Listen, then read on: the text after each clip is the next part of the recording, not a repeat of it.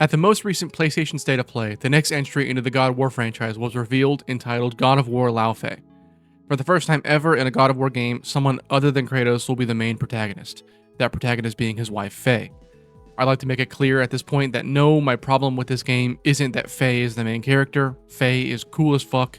Incels, please leave. However, leading into this reveal, the quote that was thrown around a lot about this game is, "It isn't a new IP, but it'll feel like a new one."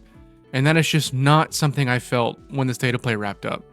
They showed off 20 straight minutes of cutscenes and gameplay of God of War Lao Fei, and while I do think it looks good, it isn't much more than that. The combat takes a bit more from the Greek God of War games in that Fei has in-air combat sequences, and she moves around a bit quicker than Kratos does in the Norse games. I think all of this is cool, but does it look like a new IP to me? Not even close. I understand if you think this is all a bit premature as the game isn't even out yet, but just bear with me for a moment. In this reveal, Fei meets a talking gelatinous cube named Frank and a sword, or rather talking ribbons on a sword, named Rue. I talked a bit about my issues with Frank in my last video. That's something I will continue to be weary of, but I'll reserve any thoughts I have until I'm able to actually spend more time with that character. Moving on. The issue I'm bringing up here is I can already see a formula being followed. In the Norse God of War games, Kratos has two people with him almost at every hour of the game.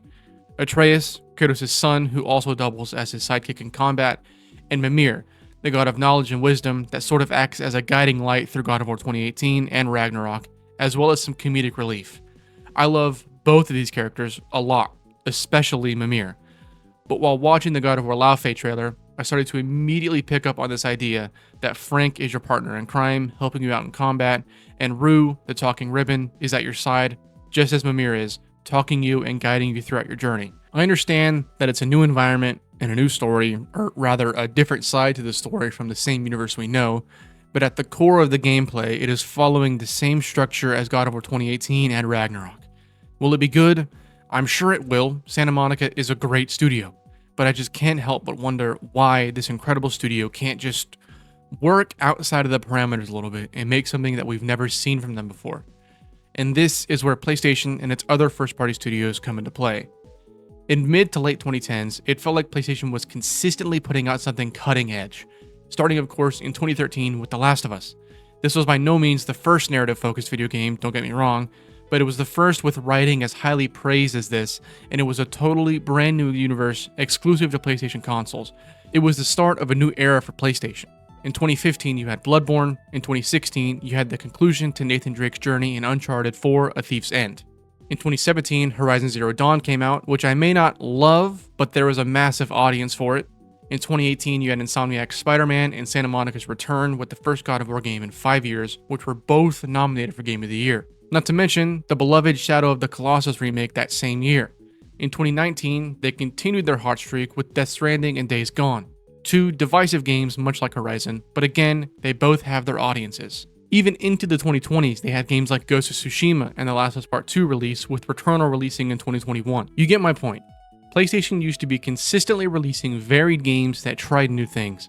6 of those games are entirely new IP, and even with a game like Spider-Man, while of course it's Spider-Man, one of the most well-known and beloved characters in all of media, it was the first time we had ever seen a Spider-Man game on that scale. 8 of those 12 games I named were nominated for Game of the Year. That is bonkers, dude. Now, let's fast forward to 2026. Is PlayStation in a bad spot? No, not really. But are they in a great spot, constantly innovating with new IP, releasing on a regular basis from their many incredible studios? Also no. Instead, PlayStation feels like a publisher that has fully rested on its own laurels and allowed for its studios to stagnate and create what is safe, rather than innovate and create new, fresh experiences for its players. Studios like Sucker Punch, Guerrilla, and Insomniac are creating games that look the exact same as the last game they made, with a temporary coat of paint that washes away once you spend more than a few hours in it. Good games. Games that I've put some good amount of time into, but not games that I'm thinking about once I've rolled credits. I want to be excited for Wolverine, and I would be lying if I said I wasn't looking forward to running around as Logan. But in seeing the gameplay and seeing that they really did just put him in a modern world with some textbook bad guys for him to stab and throw around, I couldn't help but have that "I've played this before" feeling. It's a feeling I had with Ghost of Yotei as well, a game that I enjoyed, but it was out of my psyche the moment I put the controller down. These games that I'm talking about, Wolverine, Yote, Laufey, there's nothing inherently wrong with them. They are and will be games that get high praise.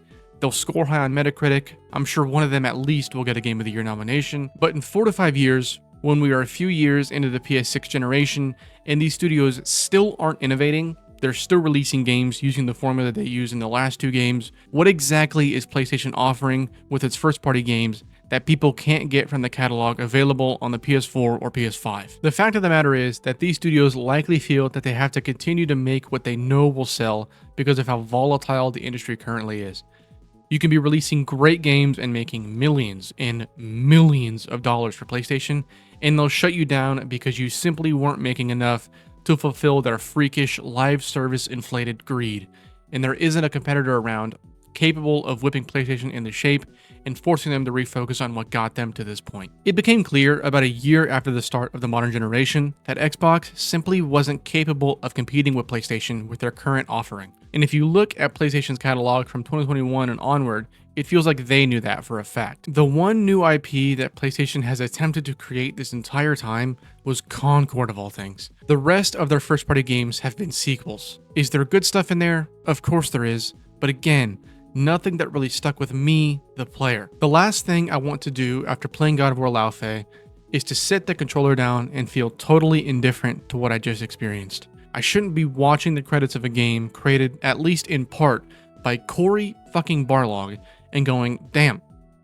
Anyways, but it feels like that is the current trend of PlayStation's first-party studios. I've invested a lot of time and dollars into the PlayStation ecosystem, and the reality is that I will likely never not have the new PlayStation in my life because of all the other games released on the console.